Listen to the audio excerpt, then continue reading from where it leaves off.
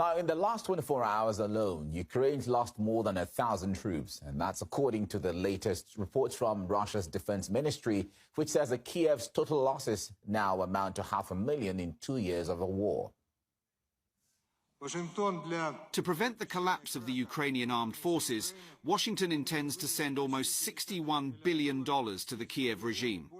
Most of that will be used to finance the US defense industry. American authorities cynically say that Ukrainians are the ones who will die for their interests in fighting Russia. In total, since the start of the special military operation, Ukrainian losses have reached almost 500,000 troops. The Kiev regime could not achieve the goals of the counter-initiative set by NATO instructors. Our troops have dispelled the myth about a superiority of Western weaponry.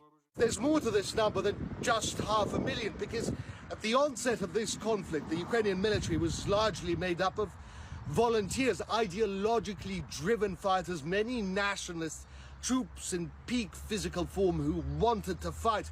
They have been now replaced with troops largely drafted, conscripted, troops who would rather be elsewhere and on whom it is difficult to rely in the incredibly complex and difficult psychologically and physically conditions on the battlefield. It'll be very difficult for Ukraine to reconstitute an army with any semblance of what it was.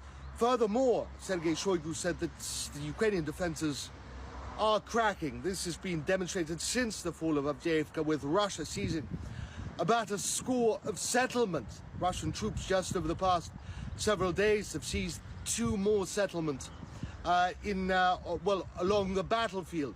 Another Ukrainian unit, an entire brigade, has abandoned their positions just west of Avdiivka. Sergei Shoigu also said that it has been demonstrated that there is very little advantage to Western arms. This myth that they're the best in the world has been shattered. Russian arms production is at all-time highs, and the most in-demand pieces of military hardware, that is air defense, S-500 complexes, for example, Panzer air defense systems, that their production, which has already been increased manyfold, will continue to be increased. As for this new $60 billion package that is incoming for Ukraine, Sergei Shoigu says that Russian strikes, drone strikes, rocket strikes on warehouses, on bases, transit routes by which these weapons are making their way onto the battlefield, that they will be increasingly targeted in order to make sure that those weapons, or the majority of those weapons,